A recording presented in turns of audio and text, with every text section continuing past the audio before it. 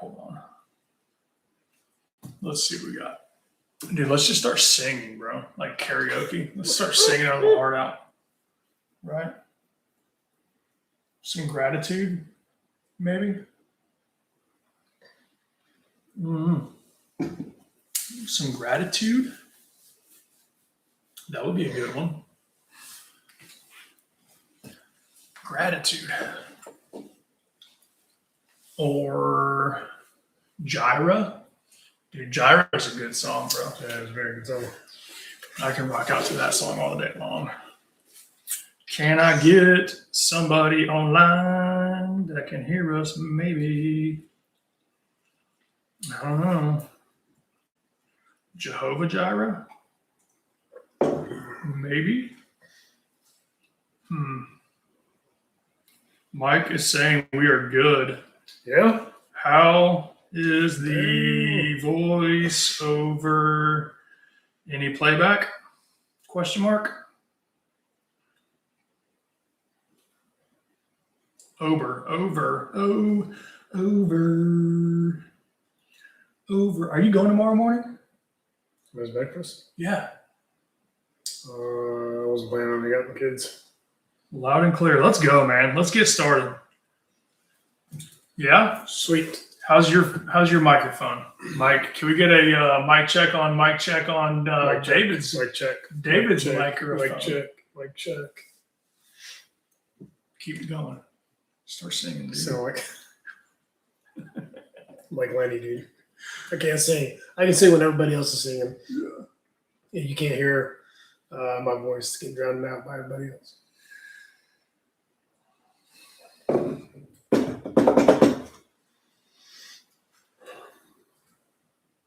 Funny enough, my grandfather was a famous singer. Really? Yeah. And then my dad took up singing. I don't think I got that. Those genes? Yeah. All right, well, let's begin, man. Cool. Everybody, welcome back to the second episode of the Bad Broken Dad. Full disclaimer, I said that slow enough because my dad, my number one critic, said that the last time I said it on YouTube, it was hard for him to understand. I think I made the joke of, yeah, it's because you're old. And then I quickly realized I'm getting old too. So yes, I should probably slow that down. The Bad Broken Dad podcast. I'm your host, William. I am joined this wonderful morning by my unarguably best friend, Dave, my brother from another mother, partner in crime. You were on episode 1 with Zach. Amen. There's a reason of why I'm bringing you into episode 2. I have been told that I do not have good humor and that it is very dry and it is hard to read. You don't have Monty Python fans? Yeah. I made the statement last time about sending out a nice, polite invitation. And I don't know if that landed with the audience of hint, hint, it was going to be Dave. Regardless, here we are, man. The Bad, episode 2. So last time we opened up, the three of us introducing ourselves. Quick rundown, overview, who you are, point A, point B, start to finish, how you came to be the guy I know. Dang, on the spot. Let's go. Well, thank you for having me on your episode of Bad Broken Dad. Did I say that slow enough too? The. It's like the. Okay. The. All right. Yeah. All right, hold on. Can I put my pinky up? That's right. Holla. So, just like last time, full disclaimer, these are my own thoughts, opinions. Does not represent anything with the Department of War. No sponsorship, nothing. None. Just straight David Alonzo's thoughts and opinions. Yeah. Man, so last time we talked a little bit about the history coming from immigrant parents. coming over here to the U.S., being very thankful to be in this country. That's a different story. I don't want to go down a rabbit hole, but growing up in Sacramento, California, getting stationed from coast to coast, 20 plus years, and then landing here in coastal North Carolina. Met you here, which interestingly enough, we grew up in the same town and didn't even know it. And then so, we get to trade our quote unquote war stories about good old Northern California and some of the shenanigans. So really just met you and Zach from church. I've been doing life ever since for the last several years. Got 4 kids. So it's kind of a quick summary. Yeah, no, I appreciate it. To your point about Sacramento, for the audience, I'm a product of a split home. My parents got a divorce when I was 4. And I lived with my mom. I moved with my mom, as well as my brother and sister. We moved to Sacramento from Santa Rosa, Runner Park area, after the divorce, to a unincorporated neighborhood or area of North Highlands, California. It's kind of a suburban neighborhood on the outskirts of Sacramento. I think I got there in 89, 90. And for those that don't know, North Highlands was very fruitful because of McClellan Air Force Base. And then during the 90s administration, they closed that Air Force Base. And then North Highlands quickly turned into what was or is known as the Compton of Sacramento. And I grew up in that transition. Something that Dave and I have talked about, and he just mentioned it, our youthful upbringing in that environment and how living miles away from each other, the stories were kind of drastically different. I don't know if you want to talk about that and kind of where you lived and grew up in Sacramento, and then I'll chime in and how your upbringing in that city and my upbringing in that city were kind of different. Yeah, sure. So same thing, start off in North Highlands when my parents moved from the East Coast. And so on the last episode, I mentioned how my father fled Cuba when Fidel Castro took power. Maybe I didn't mention that.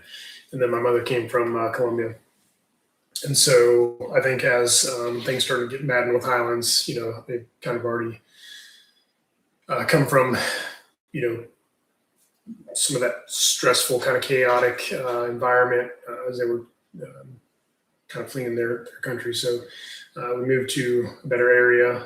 Interestingly enough, my dad was actually in accounting and a real smart guy.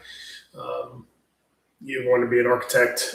He would always do different designs and whatnot. And so I found out recently that my folks ended up moving to California because of me, because of asthmatic issues. And so my dad gave up a lot of things that he aspired to do for the betterment of myself. And we can get to that maybe in a later thing too, just recent things that don't want to disclose here, but you're aware of that, 28 years later, my father's given me a huge blessing. Never expected. And so, he became a landscaper. So we were the, quote unquote, kind of the Mexicans of the neighborhood. You're not Mexican. I'm not Mexican, but there's, no slight at, just Hispanics, right? And we have our own kind of jokes and stripes within our own Hispanic community, but he never aspired to be a landscaper or a maintainer. Right. And so as he was doing well, his business was growing. We got out of North Highlands. We went over to Fair Oaks and eventually Folsom. I think he bit off a little bit more than he could chew, went bankrupt, and then we moved back to Fair Oaks. So did the majority of my growing up in that suburb. But nonetheless, he ended up passing when I was 12. And my mom was working 2 jobs in order to kind of supplement what he was bringing in, and really just trying to keep us afloat. I mean, I remember eating out of cans. I remember my mom cooking early in the morning as we were getting ready for school, leaving, kind of the pot of food on the stovetop or putting it in the fridge and saying, hey, look, when y'all come back home from school, here you go. So with that, opened the door too was a lot of time and opportunity to be alone, And so my brother and I ran amok, ran a fool, ran around with a lot of the guys. And I think, don't say that verbatim, but the notion, right, the saying goes, sex, drugs, and rock and roll. Mm-hmm. A lot of fighting. And so kind of just got to a point where, I kind of saw the writing on the wall with some of my friends and love them dearly. Still really good friends with a lot of them. I keep in touch with a core group of dudes, but just realized that, hey, life's probably not going to go the right direction. I probably should do something else in my life, and I probably need to get out of Dodge. And so I joined the Marine Corps. And, look like I'm 12, but like I said, 20 plus years later, serving. Killing it, man. Here I am. Killing it. You stayed in the Sacramento area for your entirety through essentially elementary school all the way to high school, correct? Yeah. Okay. Yeah. So his story is a little bit different than mine in regards to geographical location, bouncing from North Highlands, Fair Oaks, Folsom. The only time I ever went to Folsom was to go to the lake, which I don't even know if it's still. There's water. I don't even know if there's water in it. Last I heard, there was abandoned city, as the water rose, and Lost City. I couldn't even tell you. I haven't been to Northern California, Sacramento specifically. The last time I was there, when I went to go see my grandfather before his passing. But don't worry, we're going. We got it on the calendar. Yeah. So I was born and raised in Santa Rosa Memorial. Born Santa Rosa Memorial in Santa Rosa, California, Sonoma County. That's where my story begins. In a sleepy town called Rohnert Park. A lot of people don't know where that's at. So when people ask me where I'm from, I usually just say San Francisco or Sacramento. I lived there for my first 4 years, which the first year of my life was very difficult, and I'll share that on a later episode. But long story longer, my dad made some choice decisions, and him and my mom parted ways. My mom took myself, my brother, and my sister to her mom's house in North Highlands, which at the time I don't think was a bad or rough area because of the Air Force Base still being operable. And then shortly after getting there in 89 or 90, it quickly turned downhill to become a drug-infested, gang-ridden prostitution mecca, and that's why it has the reference of the Compton of Sacramento. So I grew up. I went elementary school all the way through 5th grade, and then I moved back to Rohnert Park, 6th, 7th, 8th, 9th, and then we left Rohnert Park to Arkansas halfway through my 10th year. And that's how I landed in Arkansas and stayed there until I joined the Marine Corps out of high school at 18. But going back to my elementary age. So when we moved in with my grandmother, it was literally my mom, my brother, my sister, and myself, my grandma and her mom, my granny, right? So 4 generations in one household, right? My great grandmother, my grandmother, my mother, and then us kids in a 3-bedroom house. So probably like a 1,200 square foot home.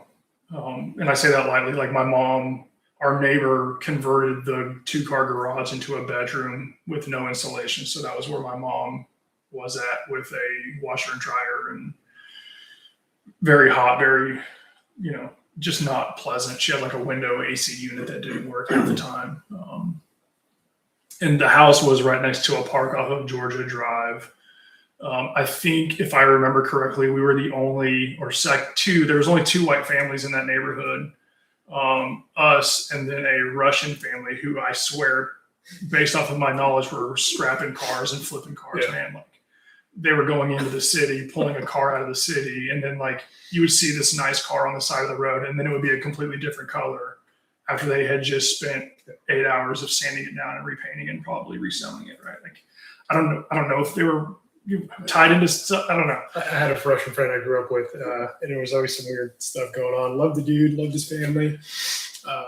We were able to share stories as well because, how Cubans and Russians kind of came together. So him and my dad would talk about different things, and but they'd always say, "Oh, we're running a truck business." I'm like, "Man, what kind of truck business y'all running back there?"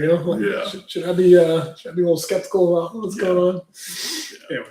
It's I bring up that because on Georgia Drive, where the house was at, it was a black neighborhood, right? Outside of our family, and then the Russian family, and I think there was probably one more white family, Matt's family across the street. Other than that, it was predominant African American community, and our house was kitty corner to a park.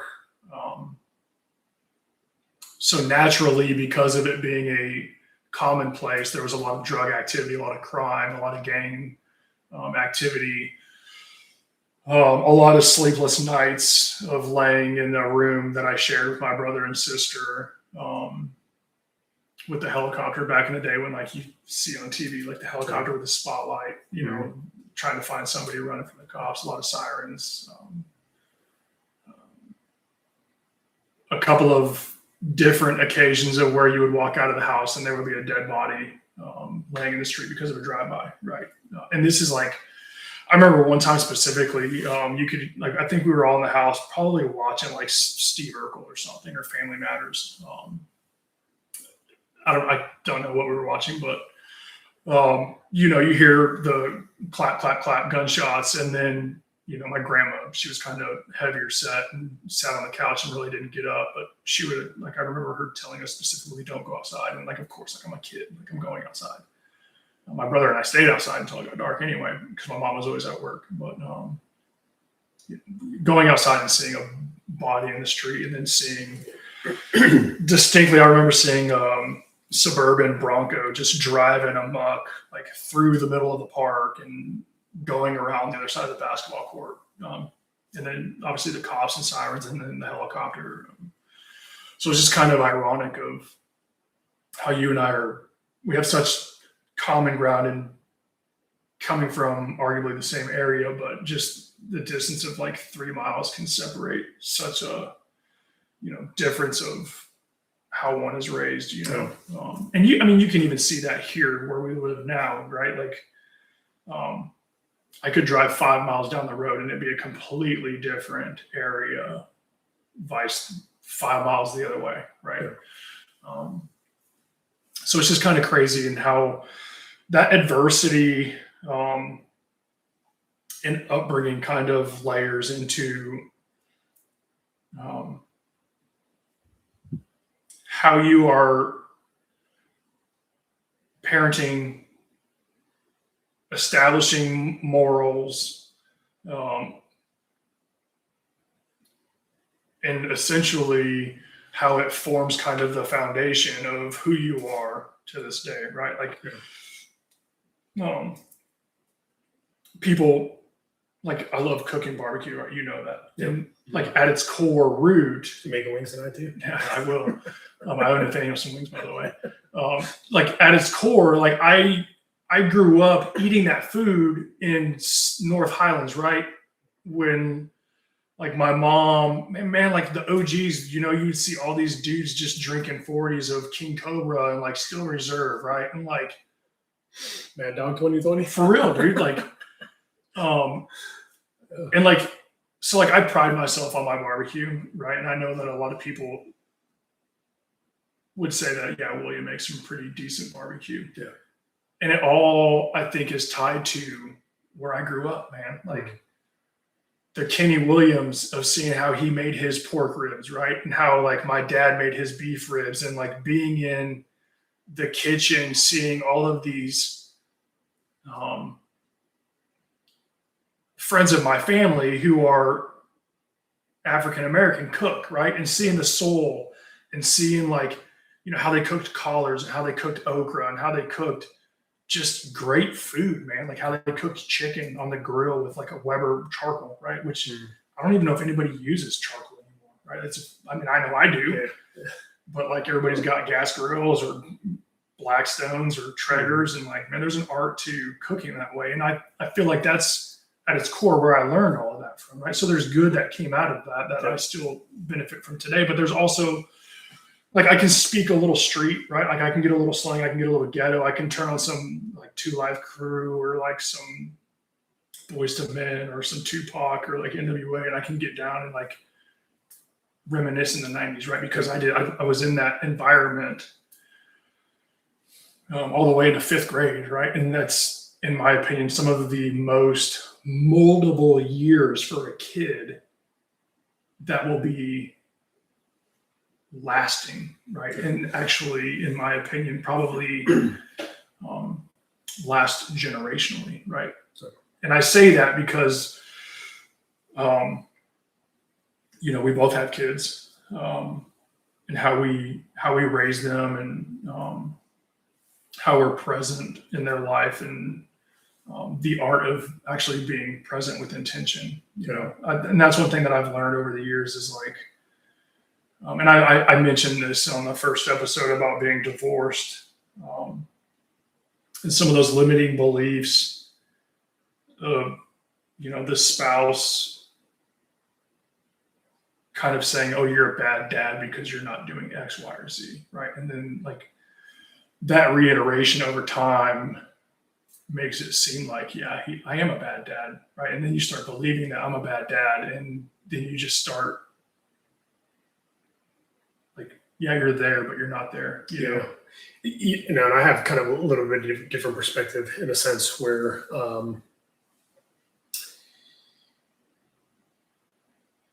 my brother, or excuse me, my father was very much kind of like I wouldn't say total machismo, but he just grew up in an era where you were a little colder, right? And also now being this age, understanding things that I've gone through in life, and recently just met a man this week who told me, you're a bit of a stoic, and I thought to myself, well, I think for those that don't know me very well, yeah, I come off as a stoic. But in my mind, I was thinking about the things that have shaped my life and the life experiences that have, I've kind of evolved into that. But the ones that know me, right, and I'm comfortable around, you see the smile, you see the joking.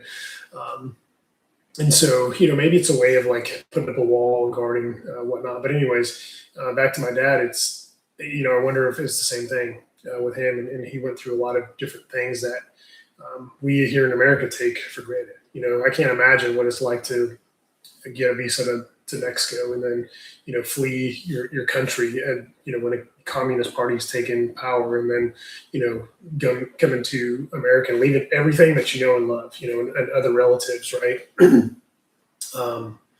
Again, we don't have to fathom that here in America because we have so many rights and privileges and freedoms, and, it's like, wow, the things we complain about, again, different topic for a different day, maybe off the camera. But nonetheless, so true though. So he was previously married, and then divorced, and then married my mom. And so I'm the youngest of 4 boys. And what I noticed is, as he started off, it was very difficult for him to say "I love you" to his children. I think by the time I came along, his his heart soft a little bit, or at least the sense of affection and nurturing or whatever. And understandably, that's more of a woman's role, right? Man's role is more of a protector, provider. I know we've kind of evolved into different settings nowadays, but nonetheless, I say all that because going through those experiences, I feel like I had a phenomenal dad, right? And this is interesting. My lens and my view is I had a phenomenal dad. I love my dad.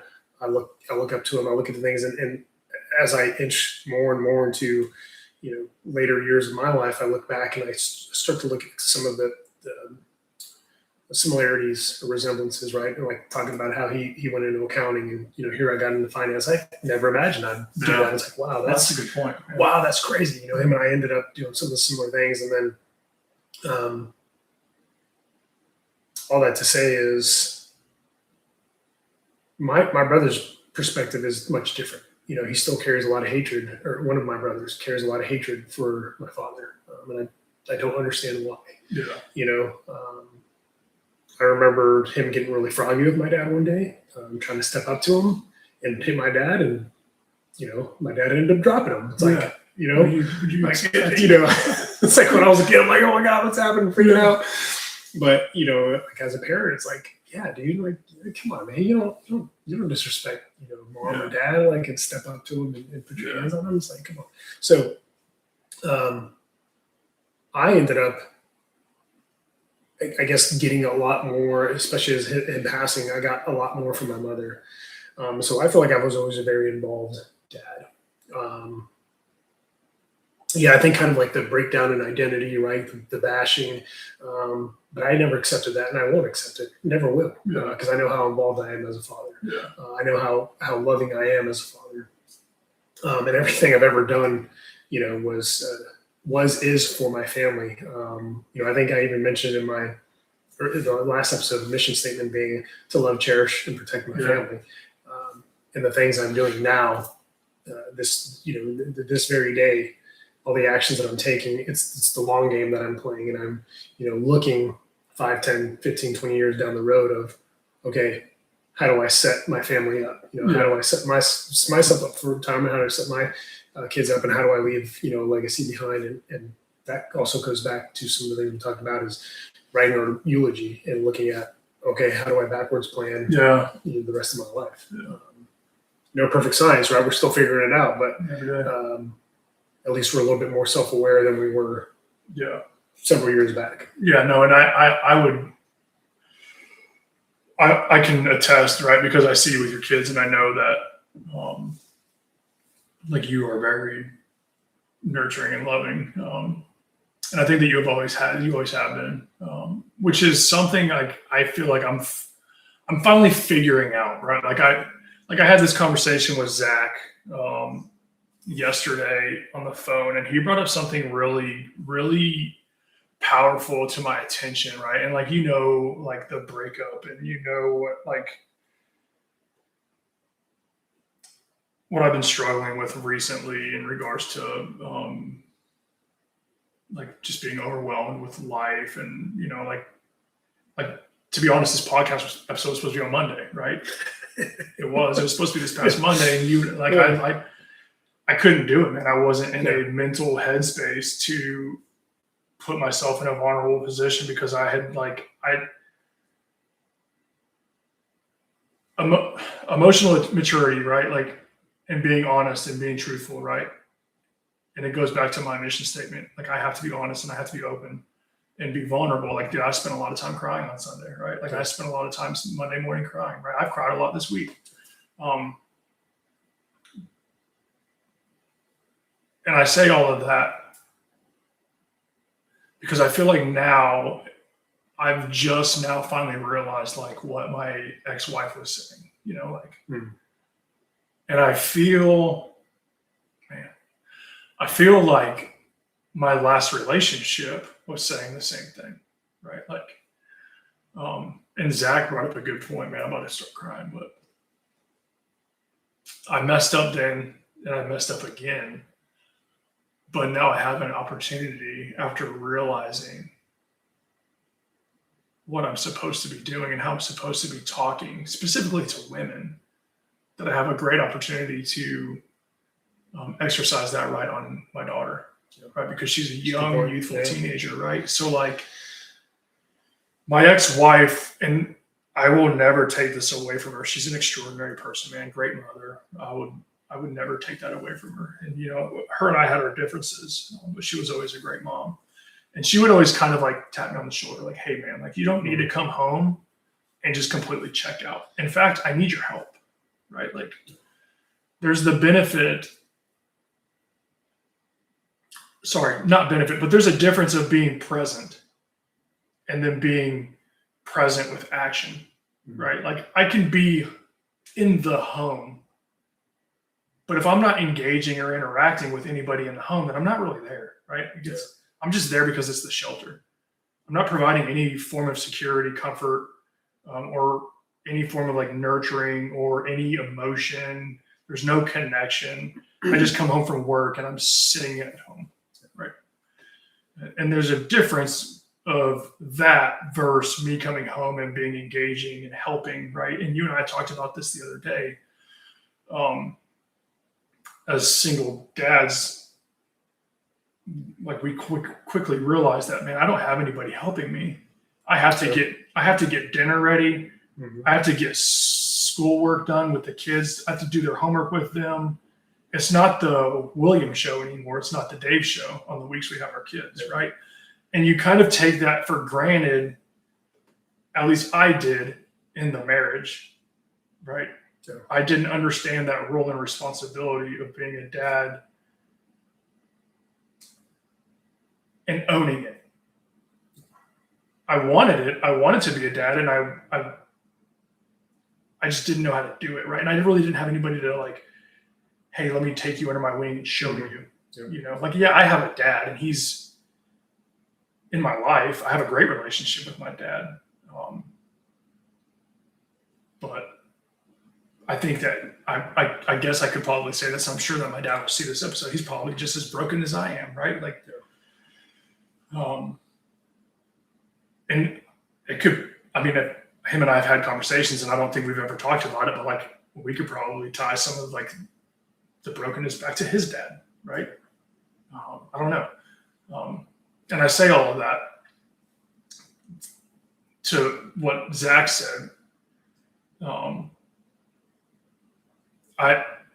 You continually, quote unquote, mess up, right? And then I think the saving grace, oh man, I can't remember what book it's in or what chapter. I don't know.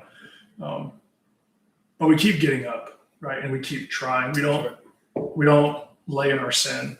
We always continually get up, and we always put ourselves in a position to correct the mistake that we've made, right? And I arguably have made it. I mean, I was married for 15 years, spent some time alone, and then jumped into a relationship.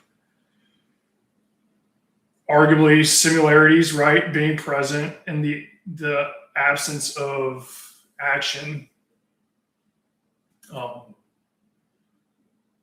But I have all of those lessons because now I know the importance of speaking to a woman with emotional, like you've always told me this, man, like you need to be softer, a little more, a little bit more kinder, a little bit more sensitive. You know what I mean? Like I know all of that now. Let me just apply it to my daughter, right? Yeah. Because I feel like that's, there's purpose in everything. But there's so much there, man. Like, yeah, like as you're talking, there's so much that's coming to my mind, which I don't disagree with what you're saying. Yeah. I ramble on, by the way. Full disclosure, I ramble on. But it makes for a great discussion. And so I think we've talked about that in the past too. The uniqueness of the friendship that we've been able to, like, because the stereotype is that men aren't able to talk. We just go, pound our chest, go freaking work out. Yeah. It's like, hey, you and I are, and Zach included, right? And even Spence, we're able to have some pretty deep conversations, which is unique in and of itself. And there's sometimes, hey, man, we're talking about life, we're talking about kids, we're talking about our experiences, and we can go on some deep conversations. So Yeah, 100%.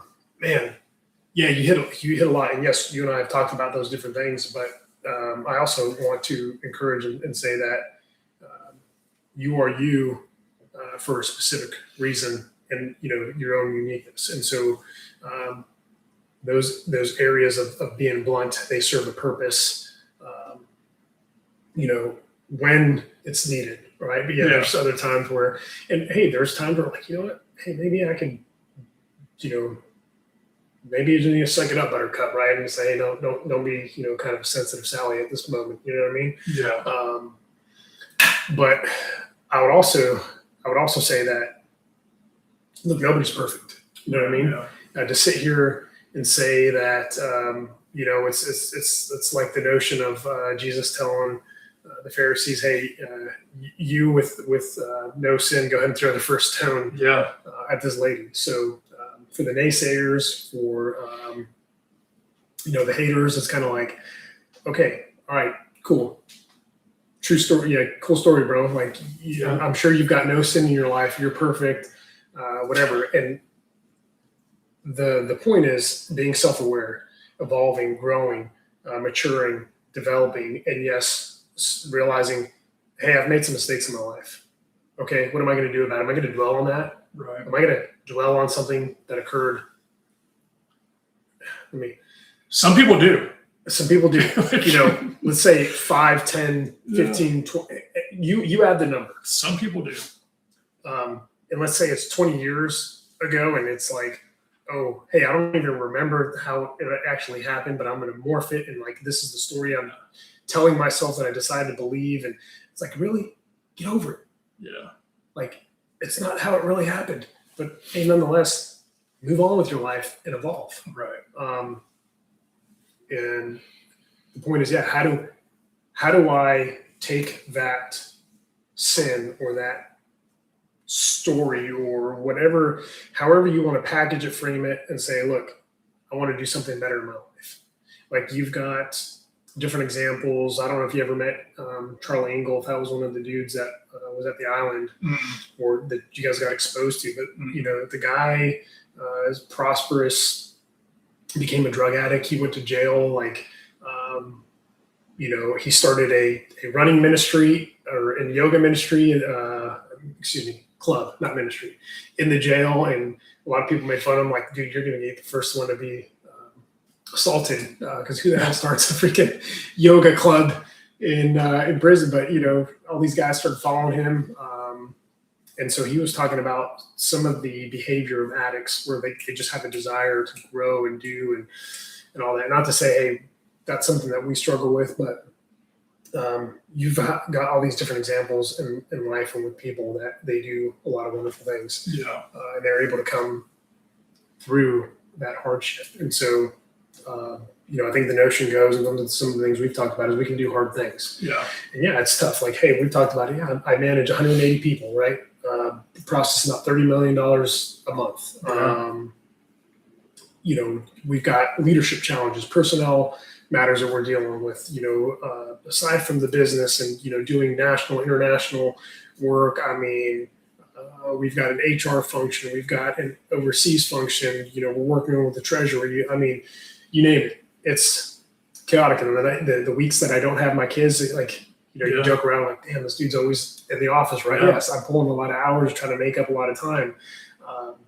Because then on the weeks with the kids, it's like, snap. Okay, hey, I got to leave work. Got to go pick them up after school. Got to start cooking. Got to get through the jiu-jitsu. And it's just that rat race. So yeah, no. You brought up something. Or you didn't bring it up, but you said something interesting about being strong, man. I haven't told a lot of people this, but I just signed up to run 100 miles, bro. In 10 months. I was talking to my huddle this morning to see if some of those guys wanted to do it with me. But yeah, I signed up for the Blackbeard 100, man. Okay. Yeah, full disclosure, I've never ran more than a half of a marathon. I've never ran a full marathon. Yeah. But like, I woke up, I read Proverbs 30, verse 1. Oh God, I'm weary, man. Like, I am weary.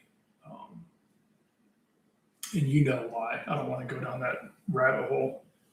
But I'm going to prevail, man.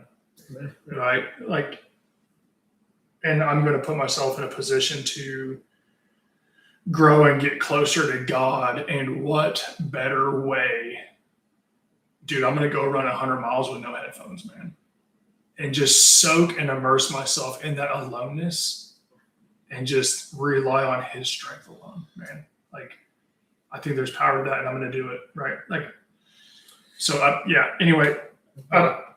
So it's doing hard things on purpose, right? Yeah, with intent. Like, you gotta. And then looking at the things that we've discussed that have occurred in our lives, and we can do the victim mentality, we can do the woe is me, or we can decide to say, yeah, that happened. Yeah, that sucked. But you know what? Here's the difference that I'm doing with this, and kind of like Billy Osbrook says, like lighter fluid, right? Cool. That's just more lighter fluid. Hey. More ammunition to propel me forward, and the realization that, okay, yeah, we've gone through a lot of hard stuff. But that's okay. You know what? And that's only producing our character. That's only making us grow. It's only making us get better. Yeah, I love Billy Osbrook, by the way. Yeah, this is such a good. I've met him. I have a picture on my phone somewhere of him and I on the island. Good dude. So yeah, running the 100 in March of next year. I got 10 months to prepare. I'm actually running a half marathon tomorrow just to go do it. It is what it is. What was your impression of William the first time? Like, I know that you and I, and I think that there's some power, right? I think there's some power in this. Yeah. I want you to explain to the audience Dave's impression and opinion of William the first couple of months of knowing. Okay. So, and this is true. He's told me this. And this is how you know you got a tight dude, right? Like, this is how I know our friendship is like unbreakable, because you have like the courage and ability, and like, dude, I'm going to tell you what I think about you, man. Yeah. Like, I'm going to be your mirror. I'm going to show you your flaws, right? And I'm not only going to show you your flaws, but I'm going to be gentle in doing it, because I want you to grow and I want you to be better, and I want you to be bigger than what you're doing and being right now. And you have, man. You've been definitely a blessing in my life. So go ahead. Well, I think it's a mutual blessing, and I think the uniqueness about it is we've been able to tell each other in love, like, hey, listen, and then sometimes we've asked, like, hey, what are your thoughts? Like, do you want the truth, man, or you want the sanitized kind of ginger version, right? But it's always in a mindset of trying to help each other grow and look at those blind spots. But yeah, nonetheless, obviously we do the setup together. I know you do the trailers, and sometimes some of the stuff bleeds over. We're doing setup, and so I think the first time I met you is when we were doing breakfast after setup. He's talking about at church on Sunday. We're a bubble church, so he's referring to setting up the church every Sunday morning. That's right. And so Zach was talking to you. I'd never met you, but I was just like, man, this is like the arrogance that's just oozing out of this dude, And I was asking Zach who you were, and so like, hey, he's like, he's a former Marine. And I'm like, gosh, man, freaking, you're being enlisted Marines, right? So like, I'm like, this reminds me of a drill instructor, dude. Like, who is this? Like, I don't even want to hear this guy. Let's just get away from here. And then, but I would listen to you, and then I was like, dude, the guy's super smart though, man. He knows a lot. And then that was kind of a conviction for me. Like, look at self-righteous dude here, like judging this guy. I don't know him from Adam. And so just started talking to you, and I was like, yeah, this guy's pretty legit, And so we ended up, I think, hitting it off, and I think it just made things even. We were brought closer together when we all started living together with everything that happened with each one of our divorces. But the same thing, right? I think it was also kind of a wall that we all had up, and like, not to get too grotesque here, but a former coworker would say to me, and he's like, it's like two dogs sniffing each other's butthole, right? Like you're just trying to get to know each other. And so, there's that wall up, it's like, hey, who's this dude? Who's that dude? Just ended up becoming good friends. And so to what you're saying, when I first met you, a lot of arrogance, it's kind of like the, my crap doesn't stink kind of mentality. And I think that's maybe where you're going is those conversations and the realization of like, hey, I don't want to come off that way, because what you and I have talked about is you want to be an encourager and you want to encourage others. And then what I've noticed in you, right, sometimes it's as we spend a lot of time together, we do life together, I've noticed you're an influencer, man. Like you have the power of influence. I appreciate that. People listen to you. People hear you. One, I think it's because you have the command presence, right? It's because you know a lot about a lot of different subjects. You're hungry. You want to get out there, and then you have that natural apt to communicate with people, and so you tend to influence. You tend to bring in, and I think within our circle of friends, you're kind of that glue, right? You're the core that's keeping everybody together. Trying to keep everybody together. My encouragement is, be that, right? Yeah. And so we've talked about how the Marine Corps is and maybe just DOW writ large.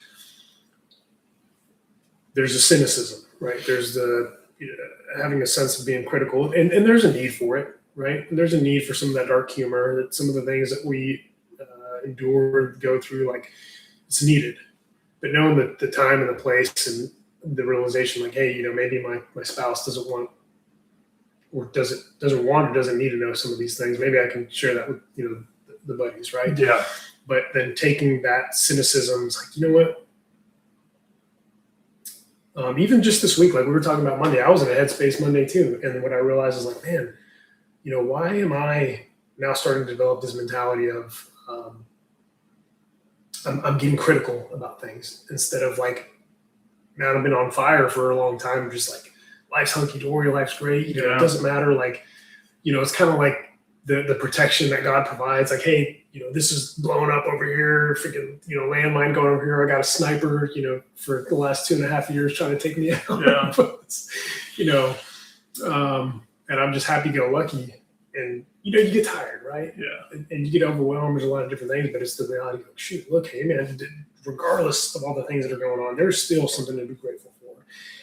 And let me practice that gratitude. Let me remind myself and reframe that affirmation that, in my subconscious, that things are good and I'm blessed. Yeah. And back to some of the things we talked about, I'm not growing up or having to pick up and leave everything I know and love to go flee somewhere else. Yeah.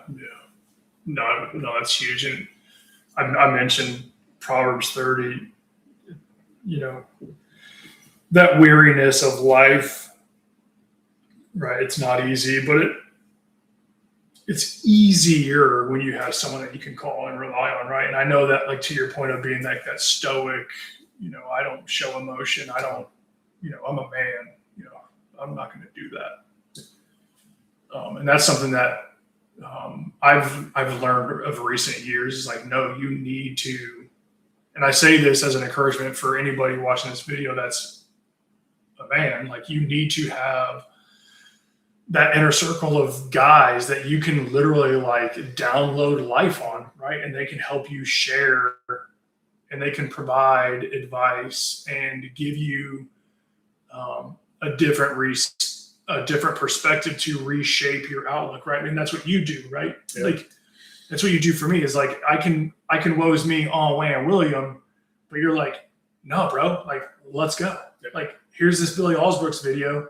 Like, let's go, warrior, or right? Vice versa, yeah. Or vice versa. Like, I'll do it for you. Like, I think guys, and there's plenty of videos on YouTube. There's so many influencers out there that would probably say the same thing, right? Like, guys need guys, right? Like, that's a brotherhood, and you can't do it alone. Yeah, that's one thing my boss and I talk about. Men need men.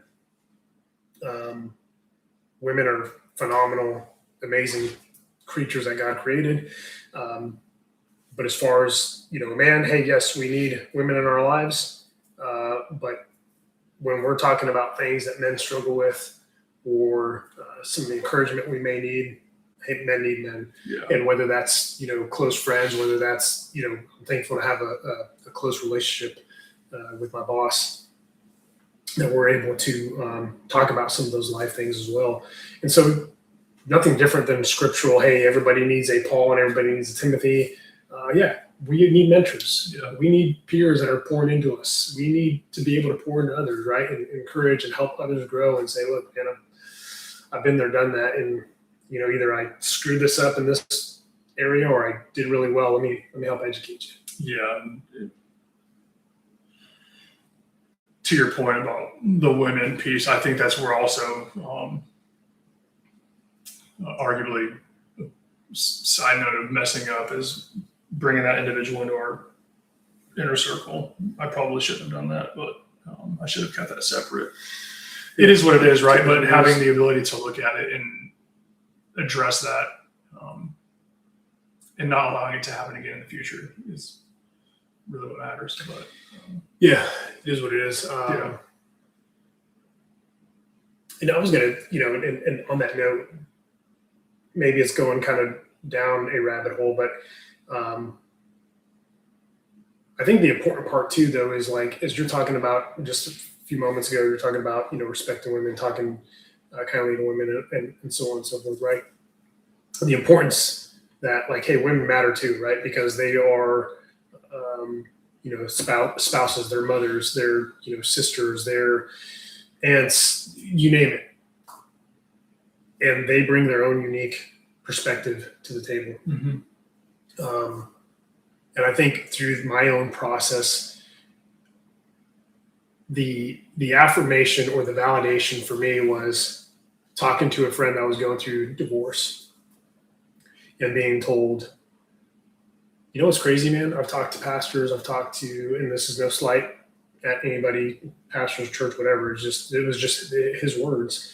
I've talked to friends, I've talked to counselors. You're the first person to tell me, despite the hell that you're going through, that marriage matters. Yeah.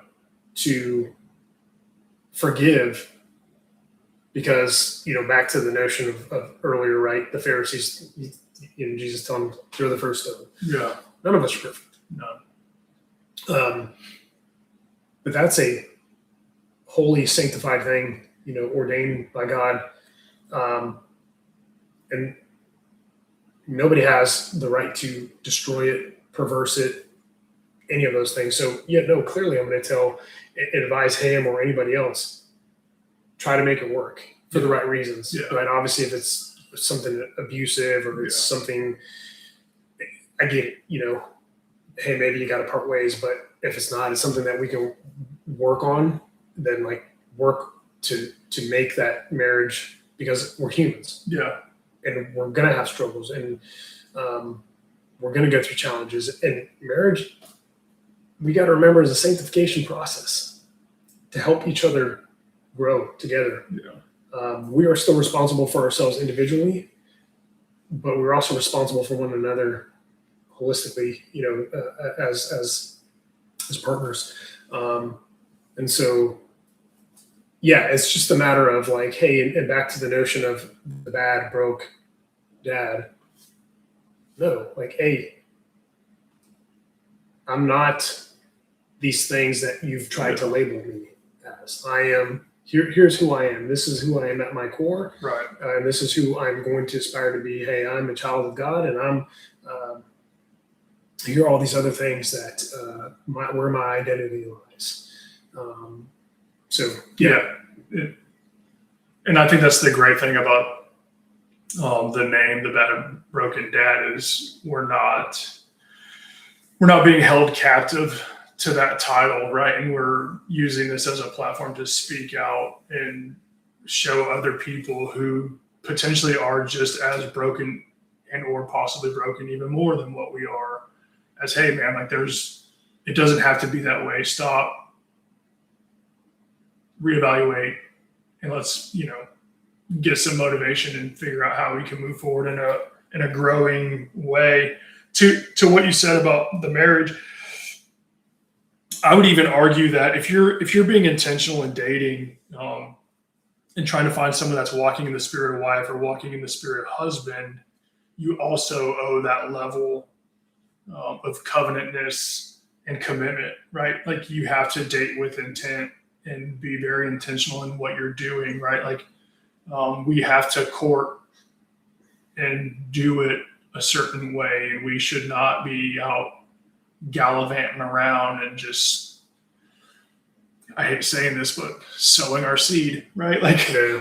and, No pun intended. yeah, yeah, which is also, it's scary, right? Especially in 2026, where, and I know that this is a rabbit hole conversation, but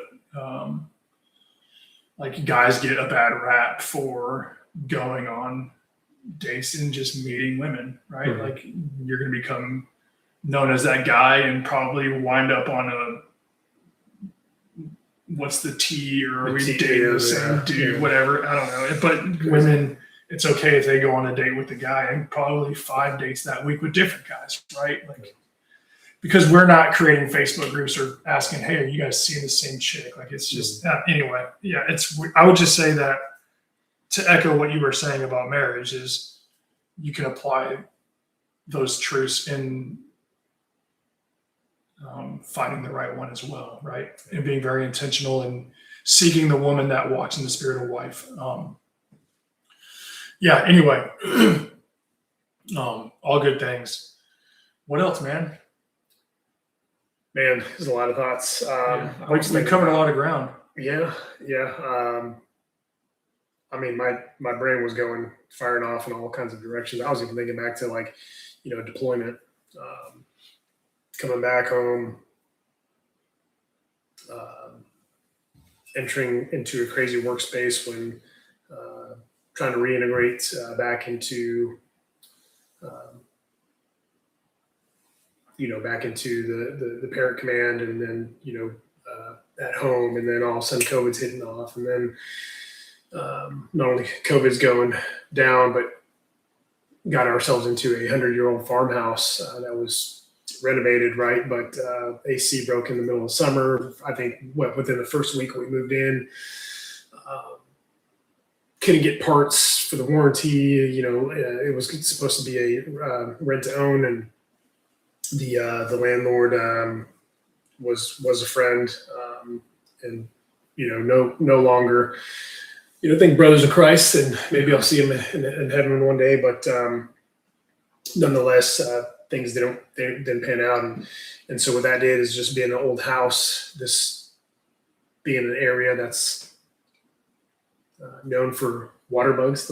I like the colloquial term of water bug when it's you go to California, gosh damn cockroach, man, fucking disgusting thing. Only in the Carolinas, man. Like, no, it's a water bug. Nah, bro, that's a cockroach. Just bugs are coming out left and right. Yeah. I mean, Terminex is there every other day. Kids are starting to get rashes from the freaking chemicals. I'm like, oh my God, this is insane. Say, look, man, this is a breach of contract. I'm getting out of here, and then most of things get fixed. I mean, I remember one night we came home. It was dark, and it was dark, and there was a cockroach and freaking water bug. And my ex grabs freaking screaming like, "Oh my God!" And then like goes to smack the thing as it was on the coffee pot, coffee maker, and then all of a sudden that thing just splatters everywhere and hits her in the face, and it's like, ah! Like, that's awesome. I mean, the kids don't remember. I'm like, yeah, that was pretty intense, man, and that was like one of those moments. So all that just to say is, a lot of the mental breakdown of things going on, not only with, those personal things going on in the household, and you've got COVID going on, you can't go anywhere, homeschooling at the time. And so, just fast forwarding to where we're here, and then rewinding a bit to what you talked about earlier about being present and all that. I think it's also the notion of like, life happens, careers take off, like families get busy, you get in this mundane thing, and maybe you start to have some of that strife, within a relationship, and so you become overwhelmed. And maybe it's not necessarily about not being present, but a lot of fog sets in, right? A lot of confusion sets in. And then you start to kind of drift away. Maybe some of that anger starts to set in, and the resentment and all this other negative things, as opposed to try to coming together, trying to say like, hey, we're going to work on these things. A lot of it starts to fall apart, and you get to this mentality like, you know what? I don't care, because it's you feel like you've tried everything and it's too much to add. You're like, whatever. And you just go with emotions, and unfortunately going with the flow of things, right? Two shifts drifting apart in different directions, and then things happen. Right? Your sense of good enough. There's a sense of like you stop growing individually, you stop growing together, and that's the other interesting part is that post divorce. I mean, look at all the other things that we've done, right? Becoming self-aware. Yeah. Whether it's and one of the things I also want to add is not trying to sponsor any movie, but I think we talked about this the other day. Is there's a movie where the guy's saying to breathe, think, win, right? And the notion was like you've got to breathe in order to be able to think clearly, in order to be able to win. And so then when I put that in the perspective of boxing, that was a new thing I jumped into, is boxing and in fighting, right? And I've fought before, but I've never fought with a mouthpiece in. And I'm like, gosh, dang, man, I'm getting smoked right now because it's so difficult to breathe. I just want to spit this thing out. And I remember not only my friend who's a professional boxer, Stan, when I was out in California training with him last year, he was telling me to breathe. And like, he's hitting me in the gut, like telling me to breathe. I'm like, man, dude, get off me, bro. Like, I'm trying to breathe, but you're freaking hitting me. And, but the notion is, he's like, no, you've got to breathe, because if you stop breathing, you stop thinking. Like, the oxygen is not going to your brain. You stop thinking, and you've got to be able to win. So all these things that happen to us in life, all the difficult challenges we go through, that's the same analogy. Yeah. You got to breathe so you can think, so you can win. But then jumping into the new things in life, like, hey, whether it's boxing, dancing, doing this podcast, doing the 5Ks, with your daughter, the golfing, now wanting to do this freaking 100K, which that's it. 100 miles, bro. Or 100 miles. We'll talk about that a different day. I'm doing it.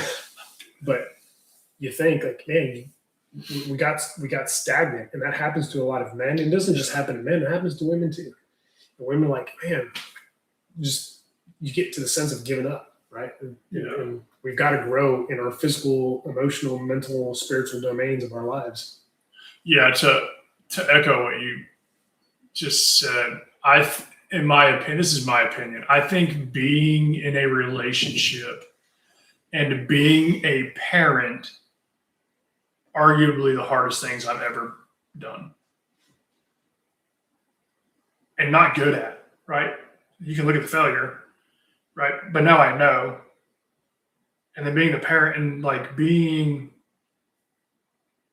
like, you just can't show up and then like you show up day one, you put some effort into it, and then like, all right, we're cool. Like, we won, right? The war's over. Like, nah, man, you got to show up every single day. You got to put effort in every single second of the day and be very intentional in selflessness, right? Because you don't matter anymore, right? What matters is what you're doing for the other person, in my opinion, right? Well, I would say you do matter. Well, yeah, right. Yeah. But I get what you're saying. Yes, the selfless. Yeah, like, if you're going to be in a relationship, treat her like a queen, right? Speak words of affirmation, be gentle, right? And you can do that, and you can still show her flaws and like show her the roughness to smooth her out, right? And like, you can hold her heart gently, right? And still apply pressure to it in a loving way that makes both of you grow, because hopefully she's doing the same thing to you, right? She's holding you accountable. And it also be in the same light to your kids, right? Like, they don't just wake up, go to school, and I'm like, all right, cool. Yeah. I won. The day's over. Yeah. Like, nah, man, I still got to figure out X, Y, Z and get them to soccer and get them home and do all of that in a godly way so that they can show so that they can see how important God is in the home and and the strength and the foundation of God and the importance of God in the home. And like, you have to be very intentional in the effort, right? Like you have to put in effort every single day, right? Like, who was I having this conversation with? Oh man, I can't remember. But like the power of playing with a kid on the ground, dude. Like humble yourself, man. If your kid's on the ground playing Legos, dude, get on the ground and play Legos with them. Yeah. Right. Be very present in their life, right? And be very like you're the father, right? You have to like show them the way, right? Like you have to teach, coach, mentor, right? Like you can't just say, all right, I had kids, it's over with. But maybe not just Legos, but also, recently my daughter asked me to braid her hair. I was like, damn, man, I don't know how to braid some hair. Probably not. Probably can't do it too good, but hey, let's go. Yeah, we'll figure it out. And started doing it good. And, I got attention to detail, so I ended up doing it. And she's like, hey, you actually did a pretty good job. I'm like, thanks, man, But yeah, it's, to the notion of, just be present. Do things with them. And so obviously understand that boys and girls are going to have their differences and things that they want to do. But and to what you were saying, I think it just goes back to, I think we forget as men that, God called us to love women, right? That's the language they speak. We speak in respect, that we want to be admired, adored, right? Affirmed. And so those are those differences where I've heard recently a lot like, hey, women are looking for men who've got healthy masculinity, right? So that they can kind of step into their femininity, if that's the actual word. But and I get that, for the most part, right? Where I think I understand where they're going with that is just that sense of, showing up in the right way so that can complement the other. But the other aspect to that, bringing it back full circle, is like, but yes, you've also got a portion to play in that too. It's not just, not just the man. So, that's a different topic for a different story. Yeah, a different topic for a different day. Yeah, no, I think it's all good conversation. I think we've culminated. Yeah. And I mean, I've told you this. You're definitely a blessing in my life, and I love you. Like, I mean, you're my brother, and we definitely do life together. And I pray for you. I know that you pray for me, and we have a core group of friends, and we all pray for each other, and we all want nothing but success for each and every one. But man, dude, I love you. I greatly appreciate you coming on. I know that this is not easy. This is raw exposure, right? Like coming on and putting yourself out in a position to be clipped, cut, put all over everything, right? That's no easy thing to say yes to. And I greatly appreciate you for doing that and being vulnerable, man, and holding me accountable, man. I love you. If I'm being fair, it already got done last week too. So yeah, you're right. If you're picking up what I'm doing today, man, that's bananas, bro. Anyway, a topic for another day. When it's all said and done, two things I want to say is one, you're my brother from another mother. Love you too, bro. And I wouldn't be in the position I'm in today if it wasn't for you or Zach. And two, one of the things we're talking about, and I want to continue to just try to provide that encouragement, is forgiveness and gratitude. And if there are people that are listening to this, or they're watching the recording later on in life, just learn how to forgive and forgive daily, your spouse, right? Yeah. Or your children or your friends or your loved ones, because we're humans. We make things messy. Sometimes we misinterpret. Sometimes, we just seek our own. We're just selfish individuals. You know what I mean? And so forgive, and then have the gratitude. And I think honestly, for personally, that's a sense of I forgot to be grateful. Yeah. And so the cynicism just crept in, the bitterness, the resentment. And then it's like, that is all that you're focused on, as opposed to like, man, life is so beautiful, right? Was on a Zoom call with Brittany the other day. And one of the things she had mentioned was about all the things that are going on in the news. And like, they're paid to create the hysteria, but there are so many wonderful things happening. And it's like, yes, you know what? She has got an excellent point. Yeah, she's great. What is, like, there's beauty all around. Yeah. So No, it's not. You're right. And that's something that I'm trying to figure out and trying to navigate is forgiving and not holding it over, man, and just letting it go and not allowing it to define or rent space in my head. Yep. Right. Like that's right. It's just something that I'm trying to work through self-growth, man, and reflection. And yeah. To all the viewers, stay tuned for episode 3. Probably 3 weeks from now. I'll do the same thing. I'll throw a shout out on social media, letting everyone know that we're going live. Certain date, time, location. That guest is being nurtured. I'll say that. I'm nurturing that individual. I can say an extraordinary person that has taught me a lot and showed me some flaws in my character and has done a great job at trying to promote growth in my life in regards to being a man with purpose and being a great dad. So stay tuned for that episode. I love all of you guys. I hope you've enjoyed it. Dave, it was great. Good, bro. Pleasure, man. I love you. And thanks for being on, bro. Yeah, dude. Absolutely. Appreciate it. Thanks, guys.